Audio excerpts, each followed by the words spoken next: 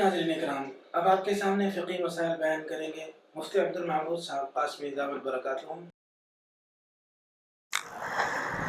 السلام علیکم ورحمۃ اللہ وبرکاتہ۔ الحمد للہ وکفی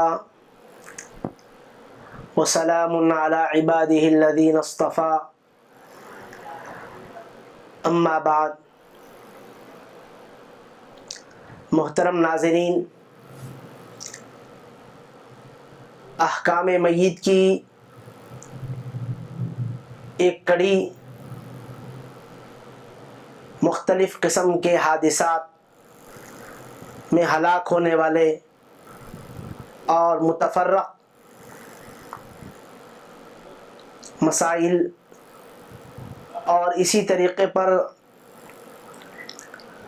ایسے مسائل جو شہید سے متعلق ہے آپ کی خدمت میں پیش کیے جائیں گے۔ عام طور پہ صورتحال یہ پیش آ رہی ہے، آئے دن مختلف حادثات میں لوگ مارے جاتے ہیں اور ہلاک ہو جاتے ہیں۔ اس سلسلے میں شریعت کا حکم کیا ہے؟ کیا ان کو شہید کہا جائے گا یا نہیں؟ کیونکہ جس مسلمان کو اللہ تعالیٰ شہادت کی موت عطا فرماتے ہیں اسے شہید کہا جاتا ہے، اور قرآن و حدیث میں شہادت کا اور شہید ہونے کا عظیم الشان ثواب اور قابل رشک فضائل ذکر کیے گئے ہیں۔ لیکن اس بات کو اچھی طریقے سے ذہن میں رکھیں کہ شہید دو قسم کے ہوتے ہیں۔ شہید کی ایک قسم تو وہ ہے جس کو غسل اور کفن نہیں دیا جاتا، بلکہ جن کپڑوں میں وہ شہید ہوا ہے وہی کپڑے انہی کپڑوں میں اسے غسل دیے بغیر نماز جنازہ پڑھ کر دفن کر دیا جاتا ہے، جن کے شرائط اور تفصیلات انشاءاللہ ہم آگے ذکر کریں گے۔ یہ تو ایک قسم ہوئی شہید کی۔ دوسری قسم شہید کی وہ ہے جسے نبی پاک صلی اللہ علیہ وسلم نے بشارت دی ہے کہ مختلف حادثات میں اگر کوئی بندہ مر جائے تو اس کو شہید کہیں گے، آخرت میں اس کو شہادت کا درجہ نصیب ہوگا، لیکن دنیا میں اس پر شہید کے احکام جاری نہیں کیے جائیں گے، یعنی عام مسلمان کی طرح ان کو بھی غسل اور کفن دیا جائے گا۔ اس قسم کی شہادت کی بہت ساری صورتیں ہیں جن کی تفصیل بھی انشاءاللہ ہم آگے ذکر کریں گے، لیکن محترم ناظرین، شہید کی وہ قسم جن کو غسل اور کفن نہیں دیا جاتا ہے اور جن کے اوپر صرف نماز جنازہ پڑھ کر دفن کر دیا جاتا ہے، اور انہی کپڑوں میں انہیں کفن دیا جاتا ہے اور غسل نہیں دیا جاتا ہے، وہ شہید کہا جاتا ہے۔ شریعت کی روشنی میں اس کے لیے کچھ شرائط ذکر کیے گئے ہیں۔ آئیے وہ شرائط کیا ہے دیکھتے ہیں، جس کے لیے فقہاء کرام نے 7 شرطیں ذکر کی ہے۔ نمبر 1، پہلی شرط یہ ہے کہ جس آدمی کو غسل اور کفن نہیں دیا جاتا، جو کہ مر گیا ہے یا مقتول ہو گیا ہے، اس میں سے پہلی شرط یہ ہے کہ وہ مسلمان ہو، اس لیے کہ کافر کے لیے کسی قسم کی شہادت ثابت نہیں ہو سکتی ہے۔ دوسری شرط یہ ہے کہ عاقل بالغ ہو، یعنی مکلف ہو۔ جو شخص حالت جنون میں مارا جائے یا عدم بلوغ کی حالت میں مارا جائے تو اس کے لیے شہادت کے وہ احکامات جاری نہیں ہوں گے جن کی تفصیل ہم انشاءاللہ آگے ذکر کریں گے۔ اسی طریقے پر تیسری شرط یہ ہے کہ وہ حدث اکبر سے پاک ہو۔ اگر کوئی شخص جنابت کی حالت میں یا کوئی عورت حیض اور نفاس کی حالت میں شہید ہو جائے تو اس کے لیے بھی شہید کے وہ احکام ثابت نہیں ہوں گے جس کو غسل اور کفن نہیں دیا جاتا، وہ احکام اس کے لیے ثابت نہیں ہوں گے۔ اسی طریقے پر चौथी शर्त ये है बेगुनाह मकतूल होना। अगर कोई शख्स बेगुनाह नहीं मकतूल हुआ बल्कि किसी जुर्म शरई की सज़ा में मारा गया है या मकतूल ही नहीं हुआ, यूं ही मर गया, तो उसके लिए भी शहीद के वो अहकाम साबित नहीं होंगे। इसी तरीके पर पांचवी शर्त ये जिक्र की गई कि अगर किसी मुसलमान या ज़िम्मी के हाथ से मारा गया हो तो ये भी शर्त है किसी धारदार आले से मारा गया हो। अगर किसी मुसलमान या ज़िम्मी के हाथ से बज़रिए गैर धारदार वाले आले से मारा गया, मसलन किसी पत्थर वगैरह से मारा जाए जिस पर धार ना हो, तो उस पर शहीद के वो अहकाम जारी नहीं होंगे। वो अहकाम से मुराद ये है कि गुस्ल और कफन न देने वाली बात, वो अहकाम जारी नहीं होंगे, बल्कि उसको गुस्ल दिया जाएगा और कफन दिया जाएगा। गुस्ल और कफन न देने वाले अहकाम जारी होने के लिए ये 7 शराइत पाए जाना ज़रूरी है। ये पांचवी शर्त थी। छठी शर्त ये है कि उस कत्ल की सज़ा में इब्तिदाअन शरीयत की तरफ से कोई माली इवज़ न मुकर्रर हो बल्कि क़िसास वाजिब होता हो। अगर माली इवज़ मुकर्रर होता तब भी उस मकतूल पर शहीद के अहकाम जारी नहीं होंगे। मिसाल के तौर पे कोई मुसलमान किसी मुसलमान को बग़ैर धार के आले से कत्ल कर दे, या कोई मुसलमान किसी मुसलमान को बग़ैर धार के आले से कत्ल कर दे मगर गलतन, जैसा कि किसी जानवर पर या किसी निशाने पर हमला कर रहा हो और वो किसी इंसान के लिए लग जाए, या कोई शख्स किसी आबादी में या आबादी के करीब किसी जगह मारिका के अलावा जंग के मकतूल पाया जाए और कोई कातिल उसका मालूम ना हो, इन सब सूरतों में चूँकि उसके कत्ल के इवज़ में माल खून वाजिब होता है, क़िसास नहीं वाजिब होता, इसलिए यहाँ शहीद के अहकाम जारी नहीं होंगे। तो छठी शर्त ये बताई गई है कि उस कत्ल की सज़ा में इब्तिदाअन शरीयत की तरफ से कोई माली इवज़ न मुकर्रर हो बल्कि क़िसास वाजिब होता हो। ये माली इवज़ मुकर्रर होने में इब्तिदाअन की क़ैद इस वजह से लगाई गई है कि अगर इब्तिदाअन क़िसास मुकर्रर हो मगर किसी माने के सबब से क़िसास माफ़ होकर उसके बदले में माल वाजिब हुआ तो वहाँ शहीद के अहकाम ही जारी होंगे। सातवीं शर्त यह है कि ज़ख़म लगने के बाद फिर कोई अम्र राहत और तमत्तु ज़िंदगी का, मसलन खाने पीने, सोने, दवा करने, ख़रीदो फ़रोख्त वगैरह के उससे वक़ूअ में न आए और न बमक़दार वक्त एक नमाज के उसकी ज़िंदगी हालत होश व हवास में गुजरे और न उसको हालत होश में मारिका से उठा लाए। ये सूरतें हैं, ये 7 शराइत पाए जाएंगे तो शहीद की पहली किस्म साबित होंगी। मोहतरम नाज़रीन, हमने इजमालन आपकी खिदमत में ये 7 शराइत ज़िक्र किए हैं। अगर आप तफसील जानना हो तो बाकायदा तौर पे इसको जाना जा सकता है उलमाए किराम से और इस जैसे रिसालात पढ़ के, लेकिन हम इख्तिसारन आपकी खिदमत में ये बात ज़िक्र करते चलेंगे कि शहीद की 2 किस्म है। एक शहीद तो वो है जिसको दुनियावी शहीद कहेंगे, यानी जिसके ऊपर दुनिया के अहकामात जारी होंगे, यानी उसको गुस्ल नहीं दिया जाएगा, कफन नहीं दिया जाएगा, उसके ऊपर नमाज जनाजा पढ़ी जाएगी और उन्हीं कपड़ों में, यानी साबित शुदा कपड़ों में ही उसको दफन कर दिया जाएगा। इसको शहीद दुनिया कहते हैं, यानी दुनिया में इसके ऊपर अहकामात जारी होंगे शहीद होने के। दूसरी किस्म शहीद की वो है जो किसी हादसे में मर जाए और उसके लिए वो शराइत ना पाए जाएं जो हमने आपकी खिदमत में 7 शराइत जिक्र किए हैं। मिसाल के तौर पे कोई बीमारी की वजह से मर जाए, जैसा कि हम इंशाअल्लाह तफसील के साथ आपकी खिदमत में पेश करेंगे। अल्लाह के नबी अलैहिस्सलातु वस्सलाम ने उन लोगों को भी खुशखबरी दी है जो मुसीबतों में, परेशानियों में या हादिसात में मर जाते हैं, लेकिन दुनियावी एतबार से उन पर शहीद के अहकाम जारी नहीं होते हैं। अलबत्ता उखरवी एतबार से उनको सवाब मिलेगा शहीद होने का, लेकिन दुनियावी एतबार से अहकाम जारी नहीं होंगे।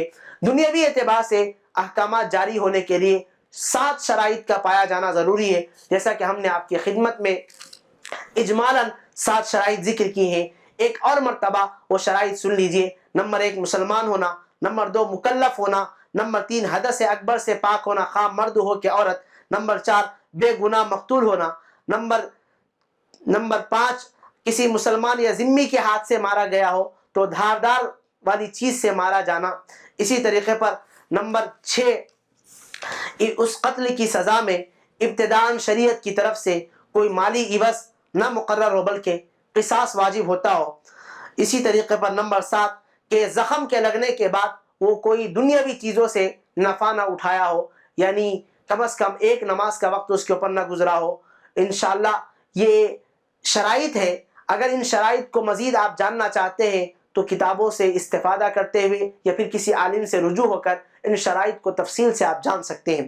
لیکن دوسری قسم شہید کی وہ ہے جن کو نبی پاک صلی اللہ علیہ وسلم نے جن کے بارے میں فرمایا کہ ان کو شہید کا ثواب ملے گا، لیکن دنیاوی اعتبار سے شہید کے احکام جاری نہیں ہوں گے، یعنی اس کو غسل بھی دیا جائے گا اور نئے کپڑے میں، یا پھر اسی طریقے پر عام طور پہ جو کفن دیا جاتا ہے ان کپڑوں میں کفن دیا جائے گا اور اس کے اوپر نماز جنازہ بھی پڑھی جائے گی۔ دنیاوی اعتبار سے اس کے اوپر احکامات جاری نہیں ہوں گے، بلکہ اخروی اعتبار سے اسے ثواب ملے گا۔ اور اسی طریقے پر اب یہ بات یاد رکھیں کہ دنیاوی اعتبار سے جو شہید ہوتا ہے یعنی غسل نہیں دیا جائے گا، انہی کپڑوں میں اسے کفن دیا جائے گا۔ اس سلسلے میں کچھ مسائل آپ ذہن نشین کر لیں۔ جس شہید میں یہ سب شرطیں پائی جائے گی، یعنی 7 شرطیں پائی جائے گی، اس کا ایک حکم تو یہ ہے کہ اس کو غسل بھی نہیں دیا جائے گا اور اس کا خون اس کے جسم سے صاف بھی نہیں کیا جائے گا، بلکہ اللہ کے نبی علیہ الصلوۃ والسلام نے فرمایا کہ قیامت کے دن اس کے خون سے مشک و عنبر کی خوشبو پھوٹے گی۔ البتہ خون کے علاوہ کوئی اور نجاست اس کے بدن یا کپڑوں پر لگی ہوئی ہو تو اس کو صاف کیا جائے گا، لیکن خون کو صاف نہیں کیا جائے گا، جس کو علامہ شامی رحمۃ اللہ علیہ نے نقل فرمایا۔ ایک اور مسئلہ یہ ہے کہ جو کپڑے شلوار وغیرہ پہنے ہوئے ہیں انہی کپڑوں کو اس کے جسم سے نہ اتارے، بلکہ انہی کپڑوں کے ساتھ اس کو دفن کر دے۔ ہاں البتہ اس کے کپڑے عدد مسنون سے زائد کپڑے اتار لیے جائے، اور اگر اس کے جسم پر ایسے کپڑے ہوں جن میں کفن ہونے کی صلاحیت نہ ہو، جیسے مثال کے طور پہ چمڑے کا لباس یا پھر زیرہ یا کوئی پہنا ہوا ہے تو اس کو نکال لیا جائے گا۔ ہاں ایسے کپڑوں کے سوا جسم پر کوئی کپڑا نہ ہو تو پھر ان کپڑوں کو بھی نہ نکالے، جیسے کہ چمڑے کے کپڑے عام طور پہ اس نے پہن رکھے ہیں جس کو کفن میں استعمال نہیں کیا جا سکتا ہے، یہ کفن میں چمڑے کے کپڑے کے علاوہ کوئی اور کپڑا نہ ہو تو پھر اسی چمڑے کے کپڑے کو رکھ دیا جائے گا، نکالا نہیں جائے گا۔ ہاں البتہ چمڑے کا کپڑا اس وقت میں نکالا جائے گا کہ اس کے علاوہ اور کپڑے موجود ہیں اور یہ ضرورت سے زائد ہے، اس وقت میں اتار دیا جائے گا۔ اسی طریقے پر ٹوپی، اسی طریقے پر جوتا، ہتھیار، زیرہ وغیرہ ہر حالت میں اتار لیا جائے گا۔ باقی سب احکام جو دوسرے مسلمانوں کے لیے مثلا نماز جنازہ ہے اور دفن وغیرہ سب اس کے حق میں جاری ہوں گے۔ اور اگر کسی شہید میں جو ہم نے شرائط ذکر کی ہے وہ شرائط نہیں پائے جا رہے یا کوئی ایک شرط بھی نہیں پائی جا رہی ہے تو اس کو غسل بھی دیا جائے گا اور دوسرے مردوں کی طرح اسے کفن بھی دیا جائے گا، کفن بھی پہنایا جائے گا، جس کو علامہ شامی رحمۃ اللہ علیہ نے نقل فرمایا۔ محترم ناظرین، آپ نے تو شہید کی وہ قسم سماعت فرمائی جس کو دنیاوی شہید کہتے ہیں، یعنی دنیاوی اعتبار سے اس کے اوپر احکامات جاری ہوتے ہیں۔ اخروی شہید کا مطلب یہ ہے جنہیں نبی پاک صلی اللہ علیہ وسلم کی بشارت کے مطابق آخرت میں تو درجہ شہادت نصیب ہوگا اور شہیدوں کے جیسا معاملہ اور برتاؤ کیا جائے گا، ثواب ہوگا، اعزاز و اکرام کا برتاؤ ان کا آخرت میں کیا جائے گا، لیکن دنیا میں ان پر شہیدوں کے احکام جاری نہیں ہوتے، یعنی ان کا غسل اور کفن عام مسلمانوں کی طرح کیا جاتا ہے، یہ شہیدوں کی طرح نہیں ہوتے۔ شہیدوں کی یہ قسم جو دنیاوی اعتبار سے نہیں ہوتی ہے البتہ اخروی اعتبار سے ہوتی ہے، ان کی احادیث کے تتبع سے تقریباً 100 کے قریب تعداد معلوم ہوتی ہے۔ بعض لوگوں نے 40، بعض لوگوں نے 70، بعض حضرات نے 100 کے قریب تک عدد کو ذکر فرمایا اور اس کی تفصیل ذکر فرمائی۔ اس لیے ان سب احادیث کو جمع کرنے کے لیے علماء محققین نے مستقل رسالے تالیف فرمائے۔ علامہ ابن عابدین شامی رحمۃ اللہ علیہ نے ان تحقیقات کا خلاصہ اپنی کتاب علامہ شامی رحمۃ اللہ علیہ نے رد المحتار میں درج فرمایا ہے۔ ہم یہاں پر اس کی ایک جھلک آپ کے خدمت میں پیش کرتے ہیں، اور کتابوں میں بھی شہید کی اس دوسری قسم کا ذکر ملتا ہے جو تقریباً 100 کی تعداد ملتی ہے۔ محترم ناظرین، ہم ان کے چند وہ صورتیں جن کو نبی پاک صلی اللہ علیہ وسلم نے شہید کا درجہ دیا ہے، یعنی آخرت کے اعتبار سے، اخروی اعتبار سے شہید کا ثواب ملے گا، شہید کے جیسا برتاؤ کیا جائے گا، اعزاز اور اکرام والا برتاؤ کیا جائے گا۔ البتہ دنیاوی اعتبار سے کفن بھی دیا جائے گا عام مردوں کی طرح، غسل بھی دیا جائے گا عام مردوں کی طرح، باقی کے سارے کام کیے جائیں گے۔ محترم ناظرین، آئیے ہم دیکھتے ہیں وہ کون سی چیزیں ہیں اور وہ کون سے میت ہے اور کون سے مقتول ہے، یا وہ کون سے مردے ہیں جن کو نبی پاک صلی اللہ علیہ وسلم نے شہید ہونے کی بشارت دی ہے اور خوشخبری دی ہے، یعنی اخروی اعتبار سے ان کے لیے اجر اور ثواب کی بات کہی ہے۔ ان کے لیے پہلی بات تو یہ ہے کہ ہم نے جو شرائط آپ کی خدمت میں پیش کی ہیں، اگر کوئی ایک شرط بھی نہیں پائی جائے گی تو وہ شرعی اعتبار سے دنیاوی شہید نہیں بلکہ اخروی شہید کہلایا جائے گا۔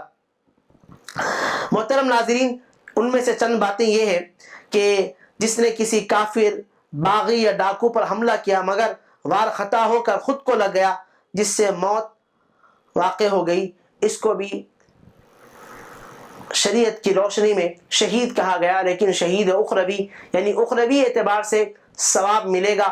یعنی جس نے کسی کافر کو مارنا چاہا لیکن ریوس میں خود یہ مر گیا تو ایسے موقع پر اس کو شہید کہا جائے گا، لیکن اخروی اعتبار سے اسے ثواب ملے گا، دنیاوی اعتبار سے عام مردوں کے جیسا اس کا برتاؤ کیا جائے گا۔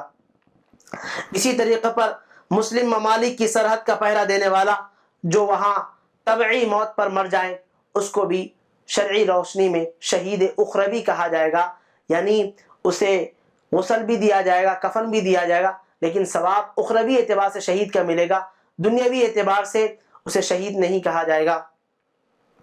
اسی طریقے پر جس نے صدق دل سے اللہ کی راہ میں جان دینے کی دعا کی ہو اور پھر طبعی موت مر جائے، اس کو بھی اخروی اعتبار سے شہید کا ثواب ملے گا۔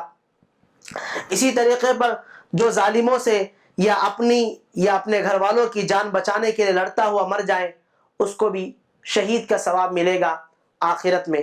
اسی طریقے پر جو اپنا مال ظالموں سے بچانے یا چھڑانے کے لیے لڑتا ہوا مارا جائے، اس کو بھی شہید کا ثواب ملے گا۔ اسی طریقے پر حکومت کا مظلوم قیدی جو قید کی وجہ سے مر جائے، اس کو بھی قیامت کے دن شہید کے جیسا برتاؤ کیا جائے گا، اسی طریقے سے اعزاز و اکرام کا برتاؤ کیا جائے گا۔ اسی طریقے پر جو ظلم سے بچنے کے لیے روپوش ہو گیا اور اسی حالت میں مر گیا تو اس کو بھی آخرت میں شہید کا ثواب ملے گا۔ اسی طریقے پر طاعون سے مرنے والا، اس کو بھی شہید کا ثواب ملے گا۔ اسی طریقے پر پیٹ کی بیماری میں یا استسقاء یا اس حال میں وفات پانے والا، اس کو بھی شہید کا ثواب ملے گا۔ اسی طریقے پر نیمونیا کا مریض، اس کو بھی آخرت میں شہید کا ثواب ملے گا۔ اسی طریقے پر مرغی کے مرض سے یا کسی سواری سے گر کر ہلاک ہونے والا، اس کو بھی شہید کا ثواب ملے گا۔ بخار میں مرنے والا، اس کو بھی شہید ہونے کا ثواب آخرت میں ملے گا۔ اسی طریقے پر جس کی موت سمندر میں الٹیاں یعنی متلی قے لگنے سے واقع ہوئی ہو، اس کو بھی آخرت میں شہید ہونے کا ثواب ملے گا، لیکن دنیاوی اعتبار سے اس کے ساتھ شہید جیسا برتاؤ نہیں کیا جائے گا۔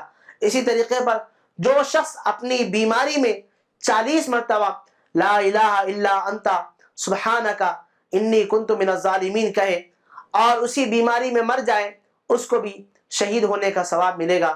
اسی طریقے پر جس کی موت زہریلے جانور ڈسنے سے ہوئی ہو، جیسے سانپ ہے، بچھو ہے، موت ہوئی ہو، آخرت میں اس کو شہید ہونے کا ثواب ملے گا۔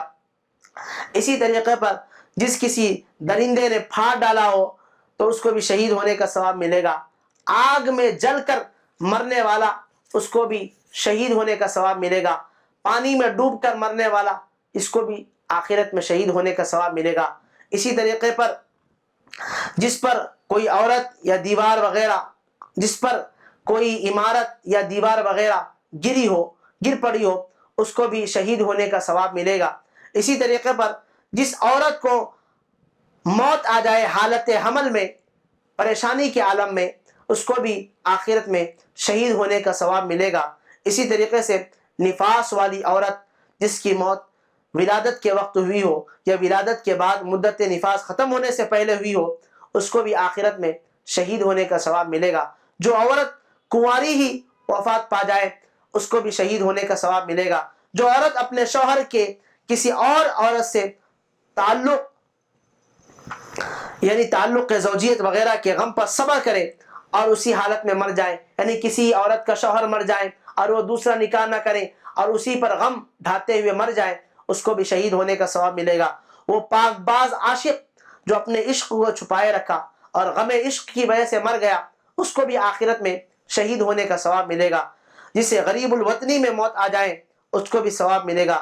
دین کا طالب علم، اس کو بھی شہید ہونے کا ثواب ملے گا۔ اسی طریقے پر وہ عالم دین جو علم دین کا مشغلہ رکھتا ہو، اگرچہ دن بھر میں ایک ہی درس دے یا تعلیف کا مشغلہ رکھتا ہو، دن بھر میں علم دین میں منہمک رہنا شرط نہیں ہے۔ لہٰذا اگر کوئی عالم دین انتقال کر جاتا ہے، علامہ شامی رحمۃ اللہ علیہ نے فرمایا اس میں وہ عالم دین بھی داخل ہے جو تدریس کا مشغلہ رکھتا ہو، گرچہ دن میں ایک ہی تدریس دے، اس کو بھی شہید ہونے کا ثواب ملے گا۔ وہ مؤذن جو محض ثواب کے لیے اذان دیتا ہوا مر جائے، خواہ تنخواہ لے رہا ہو لیکن تنخواہ مطلب نہ ہو، مقصود نہ ہو، اس کو بھی شہید ہونے کا ثواب ملے گا۔ اسی طریقے پر اپنے بیوی بچوں کی خبر گیری کرنے والا جو ان کے متعلق اللہ کے احکام بجا لائے اور ان کو حلال کھلانے میں لگا رہا، کسی وجہ سے مر گیا، تو وہ بھی شہید ہونے کا ثواب ملے گا، لیکن آخرت میں ثواب ملے گا۔ سچا دیانتدار تاجر، اسی طریقے پر امت کے بگاڑ کے وقت میں سنت پر قائم رہنے والا جو رات کو باوضو سوئیں اور اسی حالت میں انتقال کر جائیں، اس کو بھی شہید ہونے کا ثواب ملے گا۔ آخرت میں شہیدوں جیسا برتاؤ اس کے ساتھ کیا جائے گا۔ جمعہ کے دن وفات پانے والا، اس کے ساتھ بھی شہیدوں جیسا برتاؤ کیا جائے گا۔ آخرت میں جو شخص روزانہ 25 بار اللہم بارک لی فی الموت وفیما بعد الموت پڑھے، اسے بھی اللہ جل شانہ شہید کا ثواب عنایت فرمائیے۔ جو چاشت کی نماز پڑھے اور ہر مہینے 3 روزے رکھے اور وطر نہ سفر میں چھوڑے نہ حالت اقامت میں چھوڑے، اس کو بھی اس کی موت پر بھی اللہ جل شانہ شہادت کا ثواب عنایت کرے گا۔ اسی طریقے پر ہر رات سورہ یاسین پڑھنے والا، اس کو بھی شہادت کا ثواب پروردگار عالم عنایت فرمائیں گے۔ اسی طریقے پر جو شخص نبی پاک صلی اللہ علیہ وسلم پر 100 مرتبہ درود شریف پڑھے گا، اللہ جل شانہ اس کو بھی شہید کے درجوں میں، یعنی اخروی شہید کے درجوں میں شامل کر لے گا، یعنی اس کو شہید کا ثواب عنایت کریں گے۔ امام ترمذی رحمۃ اللہ علیہ نے حضرت معقل بن یسار رضی اللہ تعالیٰ عنہ سے روایت کیا ہے کہ رسول اللہ صلی اللہ علیہ وسلم نے ارشاد فرمایا کہ جس شخص نے صبح کے وقت اعوذ باللہ السمیع العلیم من الشیطان الرجیم 3 بار پڑھا اور سورہ حشر کی آخری 3 آیتیں پڑھا، اللہ تعالیٰ اس کے اوپر 70,000 فرشتے مقرر فرما دیتے ہیں جو اس کے لیے شام تک استغفار کرتے رہتے ہیں، اور جس نے یہ کلمات اور آیتیں شام کو پڑھی تو صبح تک اس کا بھی یہی درجہ ہے۔ محترم ناظرین، اس کو بھی شہید ہونے کا ثواب ملے گا۔ محترم ناظرین، یہ چند باتیں اور یہ چند مثالیں جو احادیث منقول ہے اس کو ہم نے ذکر کیا ہے۔ تقریباً علماء کرام نے 100 کے قریب ایسے باتیں ذکر فرمائی کہ جن کو قیامت کے دن شہیدوں کے جیسا برتاؤ کیا جائے گا اور آخرت میں بڑا ثواب ہوگا۔ محترم ناظرین، یہ شہید کی دوسری قسم تھی، ان کو آخرت کے اعتبار سے ثواب ملے گا، اور شہید کی وہ قسم جن کو دنیاوی اعتبار سے بھی برتاؤ کیا جائے گا، یعنی ان کو غسل نہیں دیا جائے گا اور انہی کپڑوں میں کفن دیا جائے گا اور وہی کپڑے ان کے برقرار رکھے جائیں گے۔ یہ شہید کی دوسری قسم جن کو غسل بھی دیا جائے گا، کفن بھی دیا جائے گا، عام مردوں کے جیسا برتاؤ کیا جائے گا۔ محترم ناظرین، یہ شہید کی قسمیں تھی۔ دعا کرے اللہ جل شانہ کہی ہوئی بات پر سب کو عمل کی توفیق عطا فرمائے۔ آمین۔ وآخر دعوانا ان الحمد للہ رب العالمین۔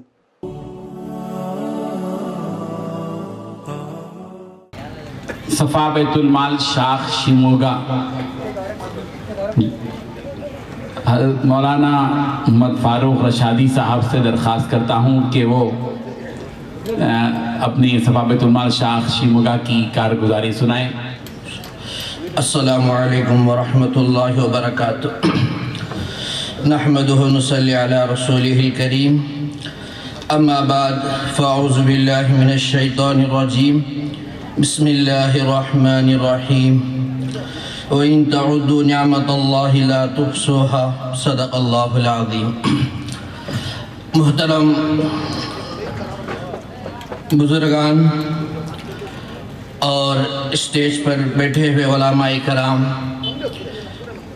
اللہ تعالیٰ کا بہت ہی بڑا فضل و احسان ہوا کہ اللہ تعالیٰ نے ہم کو آج کے اس دور میں خدمت خلق کی ایک عظیم عبادت کے لیے، ایک خدمت کے لیے اللہ نے چن لیا ہے۔ آج آپ دیکھتے ہیں کہ ایک ایسا دور چل رہا ہے کہ انسان کے لیے اپنا گھر ہی اس کے لیے ایک بوجھ بن گیا ہے، کہ اپنے گھر کے لیے وقت نکالنا ہی اس کے لیے مشکل ہو رہا ہے۔ ایسے مصروفیات کے لمحے انسان گزار رہا ہے۔ واقعتاً ہم لوگ بڑے خوش قسمت ہیں کہ اللہ تعالیٰ نے ہم کو اس کام کے لیے چن لیا ہے، کہ دعا کریں کہ اللہ تعالیٰ ہم سب کو اس کام کو اخلاص کے ساتھ اور للہیت کے ساتھ کرنے کی توفیق عطا فرمائے۔ محترم حضرات، ہمارا یہ صفا بیت المال کا کام تقریباً 3 سال پہلے حضرت مولانا غیاث احمد صاحب رشادی مرکزی صدر صفا بیت المال انڈیا کی سرپرستی سے الحمدللہ شروع ہوا۔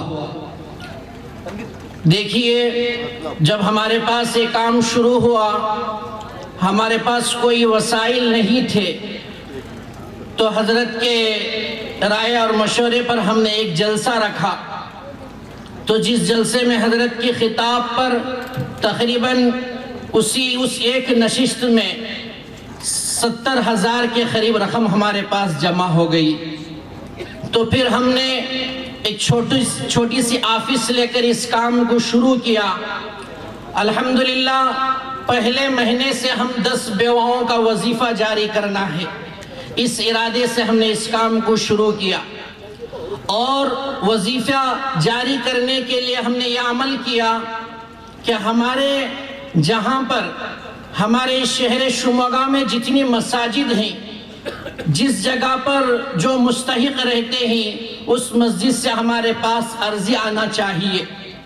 دیکھیے، اس صفا بیت المال کے ذریعے سے اس پر اتحاد و اتفاق بھی کتنا پیدا ہو رہا ہے کہ بہت سی مساجد میں، یعنی سنی مساجد میں اعلانات نہیں ہوتے تھے، لیکن جب اس صفا بیت المال کا ایک کام ہو رہا ہے، الحمدللہ جب ان مساجد سے بھی عرضی آتی ہے، تو جب ہم ان کی عرضی کو قبول کرتے ہیں، واقعتاً وہ ہمارے اعلانات اپنی مساجد میں بھی کراتے ہیں۔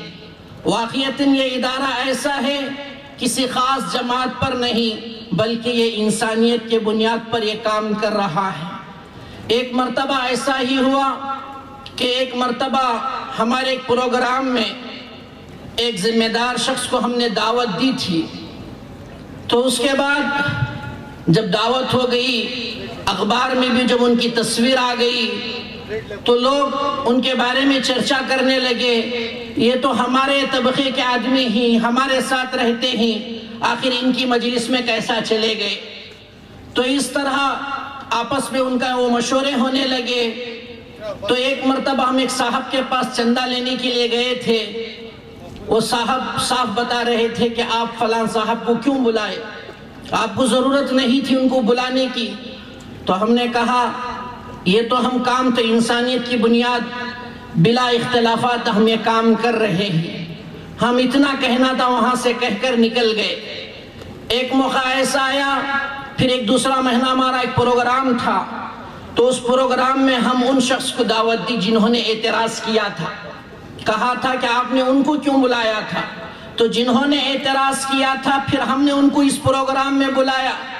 جب وہ ہمارے اس پروگرام میں آئے اور دیکھے ان کا کام ایسا ہو رہا ہے، تو پہلے وہ ہمارے بارے میں کچھ کہہ رہے تھے، لیکن اس کے بعد انہوں نے کہا کہ دیکھو، آپ کا جو ڈبہ ہے، چندے کا ڈبہ، میرے اس اسکراپ یعنی ہمارا شموگا کا جتنا اسکراپ نکلتا ہے ہم سارا اسکراپ انہی شخص کو دیتے ہیں، تو واقعتاً وہ اچھی قیمت سے بھی ہمارا اسکراپ خریدتے ہیں۔ اور اسی طرح وہ خود اپنی جانب سے، حالانکہ ایک آدمی اعتراض کر رہا تھا لیکن دیکھیے یہ جو ہماری اس کام کی ترتیب ہے، یہ انداز ہے، اس سے آج ہمارے درمیان سے اختلافات مٹ رہے ہیں، لوگ اتحاد کو اپنا رہے ہیں۔ تو دیکھیے ہمارا اگر صفا بیت المال کا اعلان شموگا کی شہر کی سب مساجد میں اگر چلا جائے تو واقعتاً سب مساجد والے اعلان کرتے ہیں کہ یہ ادارہ ایسا ہے کہ صرف انسانیت کی بنیاد پر، اتحاد پر علماء کی سرپرستی میں کام کر رہا ہے۔ تو دیکھیے حضرات، سب سے پہلے ہم نے 10 بیواؤں کا شروع کیا تھا کہ آفس کے کہ ہمارے صفا بیت المال سے ہم 10 بیواؤں کا خرچ دیں گے۔ تو ایک مہمان خصوصی آئے تھے تو انہوں نے کہا کہ ان 10 بیواؤں کی ذمہ داری خود ہم اپنے ہاتھ میں لے لیں گے، آپ جو رقم بچ رہی ہے تو اس رقم کو آپ دوسری چیزوں میں خرچ کریں۔ تو ایک مہمان خصوصی تھے، خود وہ اپنی جانب سے قبول لیے، تو پھر دوسرے بھی تھے، انہوں نے بھی، میں بھی پھر اپنی جانب سے 10 دیتا ہوں۔ تو اس طرح الحمدللہ ماہانہ ہم 25,000 روپے 50 بیواؤں کو ہر ماہانہ 500 روپے دے رہے ہیں۔ تقریباً ہر مہینہ وہ وظائف باہر ہی سے آ جاتے ہیں، وصول ہو جاتے ہیں، اور اسی وقت ہم ان کو تقسیم کر دیتے ہیں۔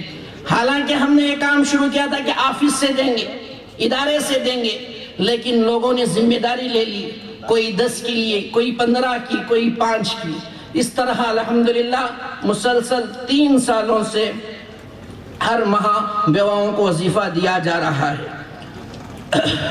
اور اسی طرح رمضان راشن کا سب سے پہلے ہم 50 پیکیج سے ہم نے شروع کیے کہ میرے دوستو واقعتاً دیکھیے رمضان راشن کا عمل بھی کتنا بہترین ہے کہ واقعتاً ایسے گھرانے ہوتے ہیں جن کے لیے سحری اور افطاری کا صحیح انتظام نہیں ہوتا۔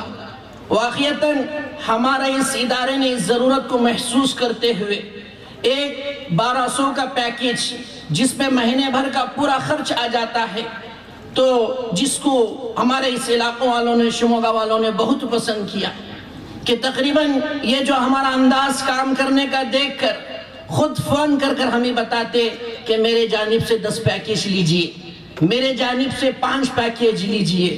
تو اس طرح ہم پہلے سال 50 سے شروع کیے تھے، دوسرے سال 100 ہو گئے، اور اسی طرح تیسرے سال 150 ہم نے تقسیم کی۔ اس وقت ہمارے روزنامہ آج کے انقلاب اس وقت ہمارے اس پروگرام میں آئے ہوئے تھے، وہ ہمارے اس پروگرام کو دیکھ کر جا کر وہ اپنے کیبن میں بیٹھ کر رو رہے تھے کہ خود ان کے اپنے ساتھیوں کو بتا رہے تھے کہ واقعتاً ایک صفا بیت المال جو مستحق کو تلاش کرتا ہے کہ ایسے اس جگہ پر آئے تھے کہ ایسے معذورین اور ایسے خاندان والے، واقعتاً مجھے دیکھ کر ایک بڑی فکر ہوئی۔ تو اس طرح آ کر وہ اپنے تاثرات کو بیان کر رہے تھے۔ تو میرے دوستو دیکھیے الحمدللہ اس سال تقریباً 1,60,000 روپے رمضان راشن پر خرچ ہوا ہے۔ اور اسی طرح عید الاضحیٰ کے موقع پر پہلے سال ہم 5 جانوروں کی قربانی خرید کے خرب و جوار دیہاتوں میں تقسیم کیا کرتے تھے، اور دوسرے سال بھی 5 ہوئے، لیکن اس سال ہم اس کام کو آگے بڑھانا ہے تو ہم نے ہمارے اپنے علاقے میں، اپنے شہر شموگا میں اعلان کر دیا تھا کہ صفا بیت المال سے پہلے تو مرکز سے 5 جانوروں کی امداد آ جاتی تھی، لیکن ہم نے شہر شموگا میں بھی اعلان کرنے کے بعد تقریباً اور 13 جانور مزید اضافہ ہو گئے، تو تقریباً اس سال ہم 23 جانوروں کی قربانی دی جو اطراف کے قریب کے خرب و جوار دیہاتوں میں ہم نے تقسیم کیا۔ ایسے دیہات کی کارگزاری بھی ملی جنہوں نے اب تک قربانی کا گوشت ان تک نہیں پہنچا تھا، ان لوگوں نے کہا کہ ہم کو قربانی کا گوشت پہلی مرتبہ پہنچ رہا ہے۔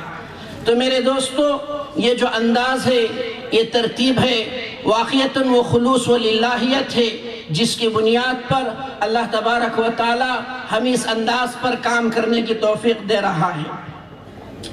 اسی طرح ہنگامی امداد کے طور پر ایک صاحب تقریباً 1000-1500 روپے کا فروٹ رکھ کر روزانہ وہ اپنا بیپار کر اپنا گزرے معاش اپنی زندگی کو چلایا کرتا تھا۔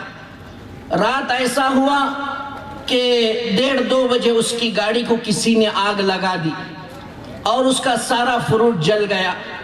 جب صبح بیت المال صفا بیت المال والوں کو اس کی اطلاع ملی تو فوراً صفا بیت المال کے ذمہ دار پہنچے تاکہ اسے اپنی اس کمی کا احساس نہ ہو۔ وہ بیچارہ وہ غریب 1.5-2 ہزار روپے رکھ کر اسی کو 1.5-2 ہزار کا فروٹ رکھ کر اسی کو بیچ کر کچھ اپنے بچوں کو پالتا ہے۔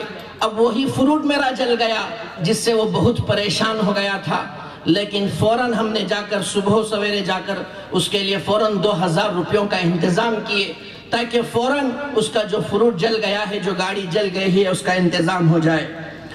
اور اسی طرح شادیوں کے اندر بھی جزئی امداد کی جاتی ہے۔ حالانکہ آج دیکھیے کہ جس طرح آج مالداروں کی شادی ہو رہی ہے، ہزاروں اور لاکھوں روپیوں کا خرچ ہو رہا ہے، لیکن ایک غریب کی بچی، اس کی بھی بہت ارمانیں ہوتی ہیں کہ میری بھی شادی، ایک میری زندگی کا ایک اہم دن ہو رہا ہے، لیکن کوئی مجھے پوچھنے والا نہیں ہے، کوئی دیکھنے والا نہیں ہے۔ لیکن میرے دوستو، جب وہ ماں باپ بڑی ارمانیں اور آرزویں لے کر صفا بیت المال کے پاس بھی آتے ہیں تو ہماری اس چھوٹی سی جزئی امداد پر یا تو ان کو ہم الماری دلا دیتے ہیں، یا تو ان کو بسترہ دلا دیتے ہیں، یا تو ان کے لیے چاول کا انتظام کر دیتے ہیں۔